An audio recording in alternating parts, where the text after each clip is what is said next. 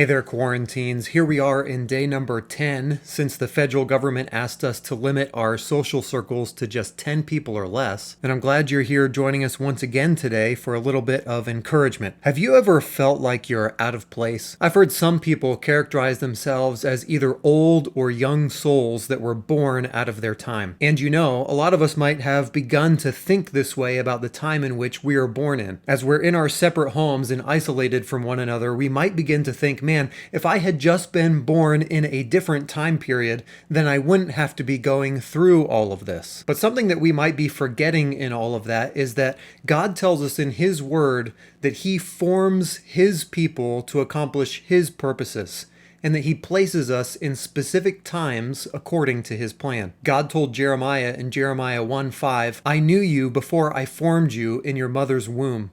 Before you were born, I set you apart and appointed you as my prophet to the nations." I'm sure there were times in Jeremiah's life where he was discouraged. I mean, he was called to be a prophet of God, but yet we read in Jeremiah 44:5, "But they did not listen or incline their ear to turn from their wickedness." And maybe Jeremiah was tempted to think, man, if I was born in a time when Israel was just a little bit more responsive. Maybe he even began to think that his ministry was pointless. And I'm sure there were many times that he had to remind himself what God told him all the way back at the beginning of his ministry, which was, "Jeremiah, I have prepared you specifically for this time." Ministry-wise, one of the encouraging situations we find ourselves in is that we're often looking for commonalities between us and the world. We want to be able to build bridges so that we have opportunities to share the gospel. And now we're in this difficult situation that the whole world is facing, and we have now a common experience with almost every single person on the planet. Man, talk about building a bridge to somebody's heart. We now have the opportunity to identify with people on a level that maybe we didn't have that opportunity to before. And we must be reminded that even though we live in a difficult period of time, that God has prepared you, and God has prepared me, and God is through this preparing His people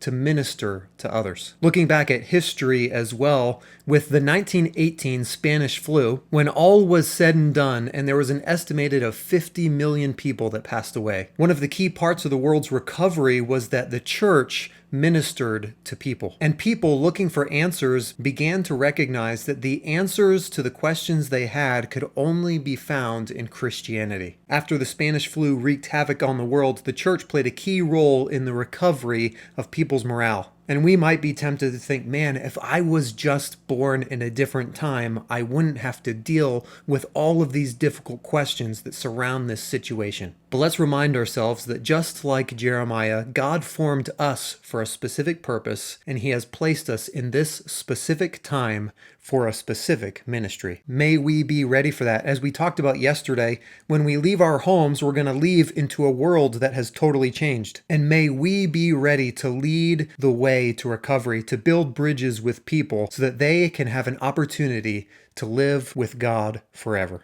And despite all the things we might be discouraged about, may we be encouraged by the new opportunity that we have to share the gospel. Thanks for joining us here again on day number 10, and we hope to see you tomorrow.